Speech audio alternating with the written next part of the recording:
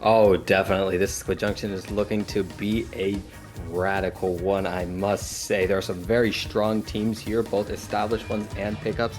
And folks, I gotta say, you do not want to miss one. Here we are going to be starting out with our round one set between Quick Start and Rocky Mountain Oysters. What can you tell me about these two teams? What do you think we're going to see on both sides in terms of gameplay, compositions, etc.?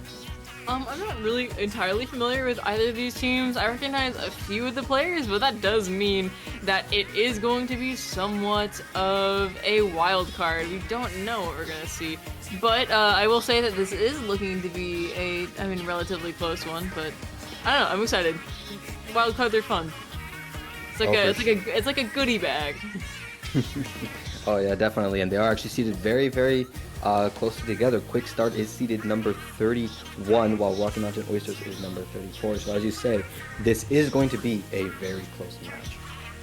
Yeah, just if you don't know what Rocky Mountain Oysters are, I suggest, I don't know if I suggest looking it up. I also suggest not looking it up. It's, I can't take that back now, but anyway, yeah, super interesting name there from that pickup. But right now we're gonna talk about these maps that we're gonna see. Right now we're gonna immediately hop into Manta Maria on Splat Zones, but after that we've got Rainmaker on Sturgeon and potentially a Game 3 Clamlet Scorch Gorge.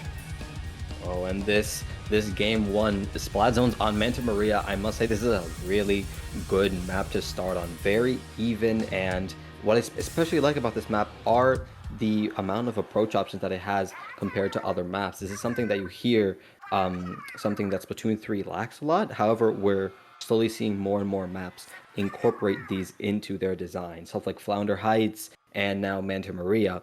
And a lot of teams have been taking advantage of these new stages. Here on Manta Maria, Splat Zones, you have a lot of approach options. You can approach through that top right ramp to give you some high ground to drop in from. You can approach from your little street straight into one of the middle zones. You can push through the top of your bunker on the top, go through the grading, and that just allows teams to mix up their game plans and their strategies and be a lot more dynamic. However, here we are coming out with Quick Start, I believe, coming out with a Charger Wiper composition.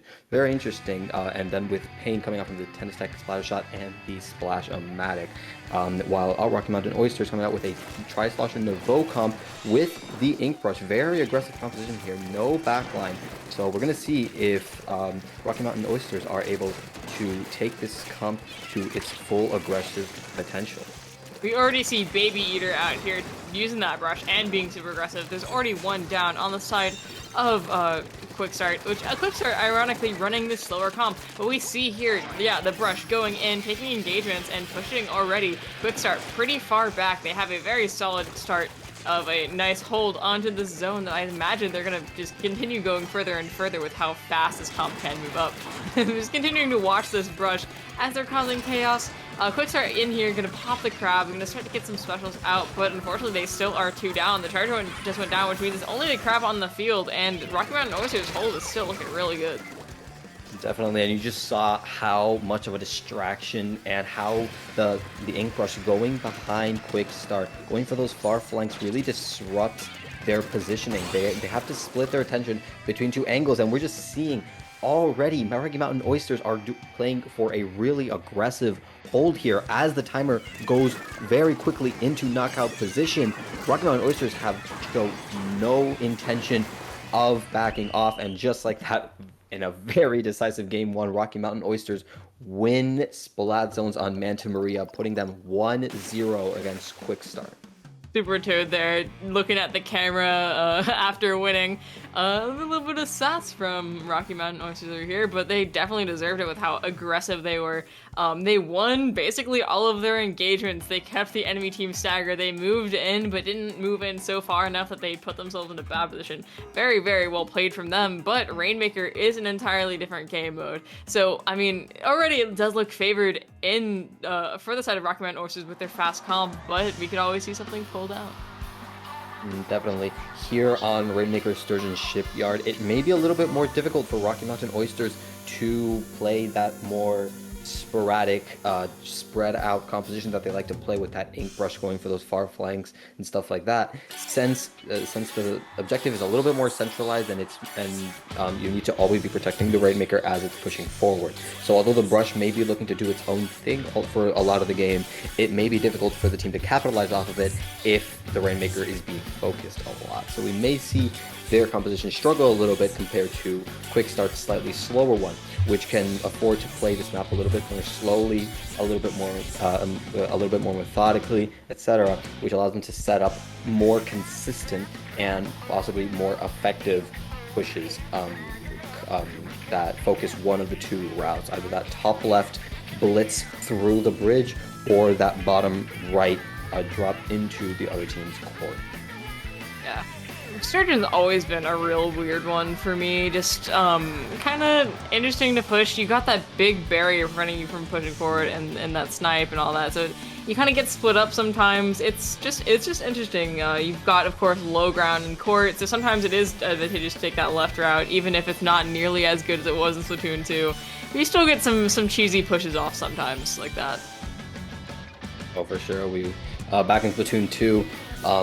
Before the addition of those Rainmaker checkpoints, this map was, I would even say, infamous for having those really notorious breakaways on the Rainmaker, going through that top left and just going for a cheesy dunk while the other team wasn't looking. So now, of course, that issue has been mitigated with the addition of the Rainmaker checkpoints, but again, just like you said, this map can be a little bit too volatile, sometimes making it a little bit unpredictable and difficult for teams to pace their team fights correctly and leading for a pretty chaotic pace of play. We're saying that we are now going into our game 2 here on Rainmaker Sturgeon Shipyard.